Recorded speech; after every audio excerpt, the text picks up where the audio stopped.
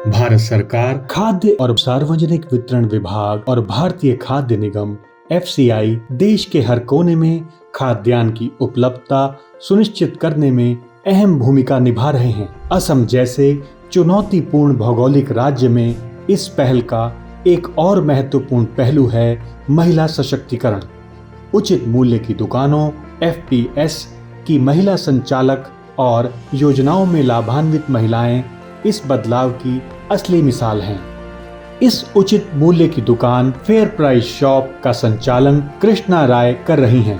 उनका नेतृत्व न केवल समय पर खाद्यान्न वितरण सुनिश्चित करता है, बल्कि यह महिलाओं को आत्मनिर्भर बनने और नेतृत्व के नए अवसर प्राप्त करने की प्रेरणा भी प्रदान करता है। आइए मिलते हैं असम की महिला लाभार्थी से। माने महिला कार्डर चाउल বিনামূলীয়া চাউল 2020 পৰা ধৰ পাই আছো, একো অসুবিধা পোৱা নাই। মোদী চৰকাৰক ধন্যবাদ জনাও যে সবখিনি সুবিধা আমাৰ মহিলাসকলক দিছে।